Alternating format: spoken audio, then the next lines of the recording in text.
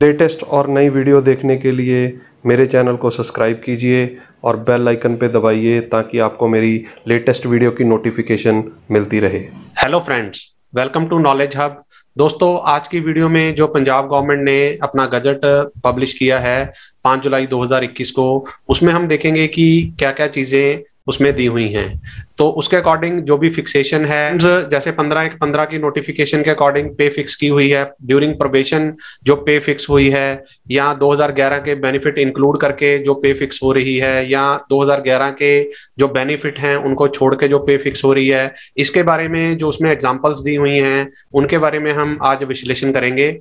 तो फ्रेंड्स, अगर आप मेरे चैनल पे नए हैं तो मेरे चैनल को सब्सक्राइब कीजिए ताकि आपको मेरी आने वाली वीडियो की नोटिफिकेशन मिलती रहे।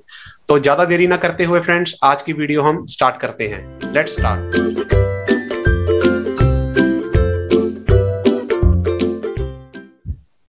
तो फ्रेंड्स, ये पंजाब गवर्नमेंट का गैजेट है जो पब्लिश हुआ है 5 जुलाई 2021 को। तो इसमें फ्रेंड्स हम मेन चीजें देखेंगे कि क्या क्या चीजें इसमें दी हुई हैं। जैसे कि उन एम्प्लॉयज के लिए क्या प्रोविजन रखी है जिनकी ज्वाइनिंग 1/1/2016 से पहले है, या जिनकी ज्वाइनिंग 1/1/2016 के बाद है, और इन बिटवीन है 16/7/2020। तो एक हम इसमें देखेंगे फ्रेंड्स कि जो प्रोबेशन पीरियड में है, प्रोबेशन पीरियड में जो सैलरी इन्होंने फिक्स की है वो कैसे की गई है। तो सबसे पहली चीज है फ्रेंड्स कि employees recruited in service before 1/1/2016, जो 1/1/2016 के पहले एम्प्लॉयज सर्विस में आए हैं, तो उनके लिए फ्रेंड्स जो चीज इसमें प्रोविजन रखी गई है उसमें 2 पॉइंट्स हैं। पहला पॉइंट तो ये है कि उनके जो स्केल हैं वो रिवाइज्ड नहीं हुए, वॉज नॉट रिवाइज्ड, और उनका जो 5th पे कमीशन 2009 में इंप्लीमेंट हुआ था वही स्केल उनको मिल रहे थे। तो उसके अकॉर्डिंग फ्रेंड्स इसमें बताया गया है कि 31/12/15 को इनकी जो सैलरी है मल्टीप्लाई फैक्टर 2.59 के साथ कैलकुलेट की जाएगी। तो इसमें फ्रेंड्स बी जो पार्ट है इसका, उसमें बताया गया है कि जिनके स्केल री रिवाइज्ड हुए थे, जिनके स्केल री रिवाइज्ड हुए थे उनके लिए 2 मेथडोलॉजी इसमें अडॉप्ट की गई हैं। हम पहले भी डिस्कस कर चुके हैं कई पिछली वीडियोस में कि उन एम्प्लॉयज की जिनकी री रिवीजन 2011 में हुई है उनकी 31/12/15 को पे फिक्स करने के बाद मल्टीप्लाई जो फैक्टर है वो 2.25 लगेगा, जिससे उनकी 1/1/16 को जो पे है वो फिक्स हो जाएगी।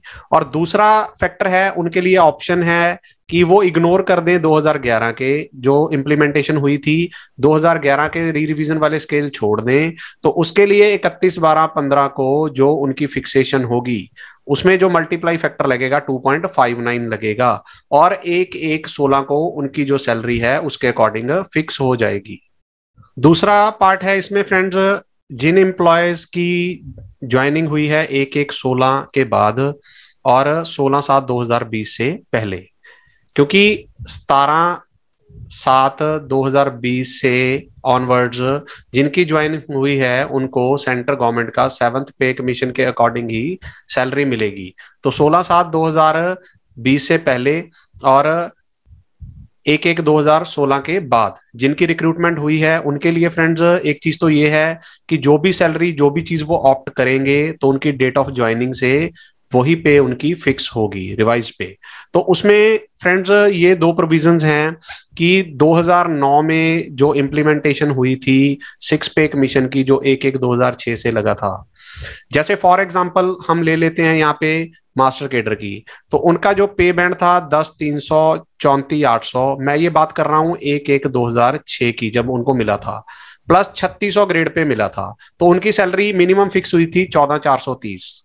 ये तो हुई थी 1/1/2006 को।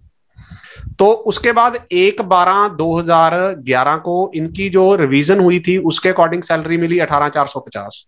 अब तो यही चीज फ्रेंड्स ये बता रहे हैं कि 2 प्रोविजंस हैं, री रिवीजन अगर हुई है तो मल्टीप्लाई फैक्टर 2.5, अगर इग्नोर करते हो 2011 के बेनिफिट तो जो आपका मल्टीप्लाई फैक्टर है वो होगा 2.59।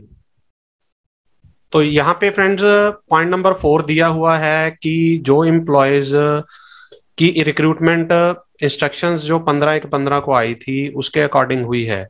तो उसमें फ्रेंड्स अगर मान लीजिए आपका जो पे इन पे बैंड है 10,300 34,800, तो during probation 10,300 multiply factor by 2.59, तो जितना भी आपका ये वैल्यू आ जाती है तो वो ड्यूरिंग प्रोबेशन पीरियड आपकी वो जो बेसिक सैलरी है वो फिक्स हो जाएगी जैसे आपके पुराने स्केल के अकॉर्डिंग हुई थी। तो ड्यूरिंग प्रोबेशन उतनी सैलरी वो ड्रॉ करेगा। तो फ्रेंड्स ड्यूरिंग प्रोबेशन तो इसको इसका जो पे बैंड है उसकी मिनिमम स्लैब का 2.59 ही मिलेगा, बट आफ्टर प्रोबेशन इसकी जैसे पे बैंड है 10,300 और 34,800 प्लस 5,000 इसका ग्रेड पे है। तो इसकी जो मिनिमम अगर मास्टर केडर की बात करें तो 18,450 के अकॉर्डिंग इसको मिलेगी। उसके बाद मल्टीप्लाई फैक्टर 2.25 या 2.59 अगर ये लेना चाहता है तो 2006 वाले स्केल है जो 14,430 वो लेके ऑप्ट कर सकता है। तो फ्रेंड्स ये कुछ यहाँ पे नोट दिए हुए हैं, नोट में जो मेन पॉइंट्स हैं वो हम डिस्कस करेंगे। जैसे नोट नंबर 3 है, where the increment of the government employ falls on the first day of January 2016। अगर 1/1/2016 को इसका इंक्रीमेंट ड्यू बनता है तो इसको ऑप्शन मिलती है कि या तो जो पुराने वाला स्केल था, मान लीजिए इसका जो पहले इंक्रीमेंट का डेट था वो थी 12/2015, तो मतलब इसका इंक्रीमेंट है जो दिसंबर में ड्यू था, तो इसको यहाँ पे ऑप्शन मिल जाएगी। इसको ऑप्शन ड्रा करनी पड़ेगी इंक्रीमेंट की, या तो एग्जिस्टिंग स्केल में ले ले इंक्रीमेंट या फिर रिवाइज्ड पे स्ट्रक्चर में वो ले सकता है। 1/1/2016 का भी इंक्रीमेंट रख सकता है या फिर दिसंबर के महीने में भी वो इंक्रीमेंट ले सकता है। तो इसमें फ्रेंड्स एक नोट 7 है, it is most important. In case of the senior government employ promoted to the higher post, इसमें प्रमोशन की बात की गई है कि हायर पोस्ट पे चला जाता है before the first day of the January, 1/1/16 में इसकी पे फिक्स होने से पहले ये हायर पोस्ट पे चला जाता है। तो ड्रॉ लेस पे इन दी रिवीजन, तो रिवीजन में ये अपने जूनियर एम्प्लॉय से कम पे ड्रॉ करेगा। तो उस केस में फ्रेंड्स इसकी जो पे है वो स्टेप अप होगी। ये पहले भी रूल है कि अगर कोई सीनियर एम्प्लॉय जूनियर एम्प्लॉय से कम सैलरी ले रहा है तो उससे ऊपर अगर नहीं होती तो जूनियर एम्प्लॉय के बराबर इसकी सैलरी फिक्स हो जाएगी। उसको स्टेप अप, जो करंट सैलरी को स्टेप अप करके जूनियर एम्प्लॉय के बराबर उसकी पे जो है वो फिक्स कर दी जाती है। तो junior and senior employees should be belong to the same cadre, same cadre से बिलोंग करने चाहिए। The post in which they have promoted should be identically the same cadre, same cadre की पोस्ट होनी चाहिए। जैसे दोनों मास्टर कैडर में हैं तो अगर सीनियर जूनियर का कोई पैरिटी बनती है तो सीनियर एम्प्लॉय की स्टेप अप करके पे जूनियर के बराबर फिक्स हो जाती है। तो प्रमोशन में जो फिक्सेशन है फ्रेंड्स वो चीज बताई गई है, fixation of the pay in case of promotion from level to another. आप मान लीजिए मास्टर कैडर से लेक्चरर में जा रहे हो, लेक्चरर में प्रमोट हो रहे हो, तो उस कंडीशन में the government employ shall progress ahead the horizontal range. तो जो टेबल हमारे दिए हुए हैं, टेबल में ये हॉरिजॉन्टली जो वैल्यूज मूव कर रही हैं दैट इज द प्रमोशन, जो वर्टिकली वैल्यूज मूव कर रही हैं that is the pay progress, मतलब इंक्रीमेंट। तो उसमें जो हॉरिजॉन्टल रेंज है, टेबल्स जो हमारे पास दिए हुए हैं, जो हम पे मैट्रिक्स के टेबल दिए हुए हैं, उसमें ये अगर हॉरिजॉन्टली मूव कर रही है तो it is promotion, one step से अगले स्टेप पे। अगर वर्टिकली मूव कर रही है इट मींस तो इंक्रीमेंट, पे प्रोग्रेशन। तो on the promotion from one level to another the government employ shall have an option to get his pay fix from the higher post either the date of the promotion. उसमें जब किसी employ की promotion हो जाती है तो उसके पास दो ऑप्शंस होती हैं, दो ऑप्शंस होती हैं फ्रेंड्स। तो या तो वो डेट ऑफ प्रमोशन को अपनी एनुअल इंक्रीमेंट की डेट बना ले, मान लीजिए उसकी एनुअल इंक्रीमेंट की डेट है 1/12, दिसंबर के महीने में उसको इंक्रीमेंट लगता है, बट उसकी प्रमोशन हो गई अप्रैल में। अब उसके पास ऑप्शन हो जाती है या तो वो दिसंबर वाले मंथ का ही अपना एनुअल इंक्रीमेंट रख ले, एनुअल इंक्रीमेंट मंथ रख ले, या फिर वो जो अप्रैल में उसकी प्रमोशन हुई है इस मंथ को ऑप्ट कर ले as a annual increment month. उसके बाद फ्रेंड्स ये एक फॉर्म दिया है जिसमें आपने अपने ऑप्शन भरनी है। आपका नाम होगा कि आप ये ऑप्ट करते हो कि 1/1/2016 से जो स्केल रिवाइज हो रहे हैं उसको ऑप्ट कर रहे हो। आपका नाम 2.25 फैक्टर ले रहे हो आप, या 2.59 ले रहे हो, यहाँ पे फिल करके आप अपने सिग्नेचर करके आप ये अपने ऑफिस का एड्रेस यहाँ पे फिल करके जहाँ पे आप काम कर रहे हो, तो you can submit it in your department. तो आपकी ये ऑप्शन है वो कंसिडर हो जाएगी, उसके अकॉर्डिंग आपकी जो सैलरी है वो फिक्स हो जाएगी। तो ये सबसे पहली एग्जांपल है फ्रेंड्स कि एम्प्लॉय की ज्वाइनिंग है 31/12/2015, 31/12/2015, और इसको जो पे स्केल मिल रहा है उसकी रिवीजन 2011 में नहीं हुई, 2011 में रिवीजन नहीं हुई। तो इसको जो पे स्केल पे इन पे बैंड मिल रहा था वो ये मिल रहा था 8700, इसकी जो ग्रेड पे थी, इसकी बेसिक जो बनती थी वो इतनी बनती थी। तो अगर रिवीजन नहीं हुई तो बेसिक पे को 2.59 के साथ मल्टीप्लाई करके ये उसकी न्यू बेसिक आ गई, इसको राउंड ऑफ करके इसका बन गया 1,42,554। तो उसकी कॉरस्पॉन्डिंग वैल्यू जो अप वैल्यू है वो टेबल में ये इसकी फिक्स हो जाएगी बेसिक पे 1/1/2016 को। तो ये एक एम्प्लॉय है फ्रेंड्स जिसकी डेट ऑफ ज्वाइनिंग 1/1/16 से पहले है, और इसकी पे रिवीजन हुई है 2011 में, 2011 में इसको रिवीजन मिली है। तो 1/9/2013 फ्रेंड्स इसकी डेट ऑफ ज्वाइनिंग है। इसको जो फिफ्थ पे कमीशन के अकॉर्डिंग ये स्केल मिला 1900 ग्रेड पे मिला। उसके बाद रिवीजन हुई अक्टूबर 11 में 2400 ग्रेड पे हो गई, और दिसंबर 11 में इसकी रिवीजन हुई स्केल की 3200 ग्रेड पे हो गई। तो फ्रेंड्स इसमें हम देखेंगे इसके पास दो ऑप्शंस हैं।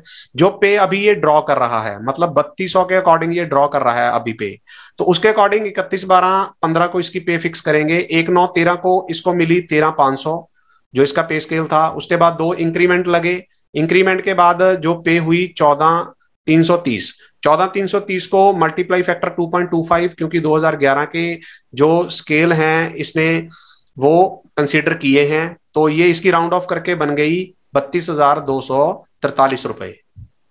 तो दूसरी ऑप्शन फ्रेंड्स इसके पास है कि 2011 के रिवीजन है उसको ये छोड़ दे, 31/12/15 को नोशनली इसकी पे जो फिक्स होगी, क्योंकि 1/1/6 को जो इसको स्केल मिला था वो मिला था 7810 1900 ग्रेड पे वाला। तो 2 इंक्रीमेंट लगे तो 8300 इसकी हो गई 1/9/15 को। 8300 को मल्टीप्लाई किया 2.59 के साथ, तो ये इसकी बेसिक पे आ गई। इसको राउंड ऑफ करके ये इसकी बेसिक पे बनती है। तो फ्रेंड्स अगर ये गवर्नमेंट एम्प्लॉई 2.25 वाला मल्टीप्लाई फैक्टर लेता है जिसमें इसकी बेसिक पे बनती है 32,243, तो इसका 32,200 राउंड ऑफ हो गया इसका। तो 2.25 वाला 1/1/16 को अगर इसकी पे हम फिक्स करते हैं 1900 वाले टेबल में, जिसका टेबल लेवल है 3, तो इस एम्प्लॉय की जो सैलरी बनेगी वो बनेगी 32,300, क्योंकि 32,200 के बाद 32,300 इस टेबल में है। तो ये सैलरी इसकी 1/1/16 को फिक्स हो जाएगी 32,300। अब फ्रेंड्स हमारे पास एम्प्लॉय है जिसकी ज्वाइनिंग 1/1/16 के बाद हुई है, और उसकी पे जो इसको स्केल मिल रहे हैं वो रिवाइज नहीं हुए 2011 में, और 15/1/15 की जो इंस्ट्रक्शंस इस पे एप्लीकेबल नहीं है। 3 चीजें देखिए आप, 1/1/16 के बाद ज्वाइनिंग, जो 11 की रिवीजन है वो रिवीजन नहीं हुई, इसके जो स्केल मिल रहा है, और तीसरी चीज जो है वो है कि इस पे 15/1/15 के जो इंस्ट्रक्शंस है वो एप्लीकेबल नहीं है।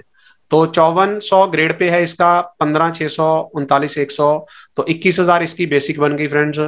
तो 21,000 मल्टीप्लाई फैक्टर बाय 2.59, क्योंकि 2011 वाले रिवीजन इस पे इम्प्लीमेंट नहीं हो रहे, तो इसका जो है बेसिक पे बन जाएगी मल्टीप्लाई करके 54,390 रुपए। तो इसको राउंड ऑफ करते हैं तो ये बनता है 54,400। 54,400 को अगर हम 3 नंबर टेबल में देखते हैं जिसकी ग्रेड पे 5400 है, तो उसमें 56,100 मिनिमम पे है। तो इसकी 1/9/2016 को जो इसकी डेट ऑफ ज्वाइनिंग है, जो डेट ऑफ ज्वाइनिंग है उस दिन इसकी सैलरी बन जाएगी 56,100 बेसिक पे, that is a new basic पे। न्यू बेसिक पे जो होगी 56,100 बन जाएगी। अब फ्रेंड्स हमारे पास एक ये एग्जांपल है कि 1/1/16 के बाद की ज्वाइनिंग है, 1/1/16 के बाद की ज्वाइनिंग है। पे स्केल रिवाइज नहीं हुए, पे स्केल रिवाइज नहीं हुए, बट 15/1/15 की जो इंस्ट्रक्शंस हैं वो एप्लीकेबल हैं इस पे। मतलब प्रोबेशन पीरियड में जो पे इन पे बैंड का मिनिमम है वो इसको मिलेगा। तो इसमें क्या होगा फ्रेंड्स, आप देखिए, तो 15,600 इसका मिनिमम बैंड है, तो 5400 इसको मिल रही है ग्रेड पे, तो 21,000 बेसिक बनती है। तो मिनिमम पे बैंड है 15,600, 15,600 को 2.59 मल्टीप्लाई के साथ, तो इसकी ड्यूरिंग प्रोबेशन जो है वो इसकी जो सैलरी बन जाएगी वो बन जाएगी 40,404 रुपए, 40,404 रुपए। तो अगर इसका प्रोबेशन क्लियर हो जाता है तो इसकी बेसिक बनती है 15,600 प्लस 5400, 21,000, 21,000 इसकी बेसिक पे बन गई। 21,000 को मल्टीप्लाई किया 2.59 के साथ, तो 54,390, 54,400 राउंड ऑफ हो गया इसका। तो लेवल में हम देखेंगे तो 56,100, 56,100 इसकी जो सैलरी होगी वो प्रोबेशन पीरियड के बाद होगी, अगर इसने 1/1/16 के बाद ज्वाइन किया है और इस पे जो एप्लीकेबल है 15/1/15 की कंडीशंस। तो ड्यूरिंग प्रोबेशन भी इसकी जो सैलरी है वो रिवाइज होगी, इतनी मिलेगी वो मिनिमम पे बैंड और मल्टीप्लाई बाय 2.59। उसके बाद फ्रेंड्स हमारे पास केस है कि 1/1/16 के बाद ज्वाइनिंग है और पे स्केल रिवाइज हुए हैं 2011 में, और 15/1/15 की जो इंस्ट्रक्शंस हैं वो एप्लीकेबल नहीं है। तो इसमें फ्रेंड्स सीधा सा फंडा ये है कि अगर 1900 वाले ग्रेड में वो आया जो 5th पे कमीशन के अकॉर्डिंग था, उसको 3200 मिला जब उसने ज्वाइन किया, 3200 ग्रेड पे मिला उसको, तो उसके पास दो ऑप्शंस हैं, या तो वो 1/1/2006 वाला ऑप्ट कर ले, ये स्केल थे उस टाइम, या फिर 1/12/11 में जो उसके रिवाइज हुए थे उसको ऑप्ट कर ले। तो उसमें सीधी सी बात है फ्रेंड्स कि अगर 2011 वाले ऑप्ट करेगा 13,500 वाला, तो मल्टीप्लाई फैक्टर 2.25 इतनी उसकी बेसिक हो जाएगी, उसके कॉरस्पॉन्डिंग टेबल में देख ले, या फिर 2006 में जो स्केल उसके केडर को मिले थे उसको 2.59 के साथ मल्टीप्लाई करके इतनी बेसिक बना के उस टेबल में देख ले कि कितनी वैल्यू बनती है। तो दोनों ऑप्शंस वो ऑप्ट कर सकता है फ्रेंड्स। तो अब एक एग्जांपल है फ्रेंड्स हमारे पास, डेट ऑफ ज्वाइनिंग जो है 1/10/2016, मतलब 1/1/16 के बाद ज्वाइनिंग है, स्केल री रिवाइज हुए हैं 11 में, और 15/1/15 की जो इंस्ट्रक्शंस हैं वो एप्लीकेबल हैं। तो उस केस में फ्रेंड्स ये स्केल उसको 5th पे कमीशन में मिला 7810, 13,500 उसको स्केल मिला जो 2011 में रिवीजन हुए। तो इस केस में फ्रेंड्स क्या होगा, इसका जो मिनिमम पे बैंड है, तो सिलेक्शन ऑफ मल्टीपल फैक्टर वही चीज है इसमें, 13,500 को 2.25 के साथ और 7800 को 2.59 के साथ। बट इस केस में फ्रेंड्स जो हम देख रहे हैं जिसमें 15/1/15 की जो इंस्ट्रक्शंस हैं वो एप्लीकेबल हैं, तो उस केस में क्या होगा फ्रेंड्स, इसकी रिवीजन जो फिक्स होगी 1/10/16 को, तो उसमें दो फैक्टर्स होंगे। तो इसमें जो फैक्टर होंगे फ्रेंड्स, जो प्रोबेशन पीरियड में 10,300 इसका मिनिमम पे बैंड है उसको मल्टीप्लाई 2.25 के साथ करके इतनी बेसिक बन जाएगी। On the successful completion of probation period, probation period के बाद ये ऑप्ट कर सकता है। उसके बाद जो इसकी मल्टीप्लाई फैक्टर है जो इसकी बेसिक बनती है उसके साथ मल्टीप्लाई करके ये अपनी सैलरी फिक्स कर सकता है। उसके बाद फिटमेंट टेबल जो दिया हुआ है, मैट्रिक्स दी हुई है, मैट्रिक्स में इसकी सैलरी जहां पे भी फॉल करती है वो इसकी जो सैलरी है वो 1/10/2018 को वो फिक्स हो जाएगी आफ्टर प्रोबेशन। ड्यूरिंग प्रोबेशन जो है उसकी सैलरी मल्टीप्लाई फैक्टर के साथ करके जितनी भी बनती है वो सैलरी उसको मिलेगी। तो फ्रेंड्स अगर आपको आज की वीडियो अच्छी लगी तो मेरी वीडियो को लाइक कीजिए, ज्यादा से ज्यादा शेयर कीजिए और मेरे चैनल को सब्सक्राइब कीजिए ताकि आपको मेरी आने वाली वीडियो की नोटिफिकेशन मिलती रहे। Thank you very much friends.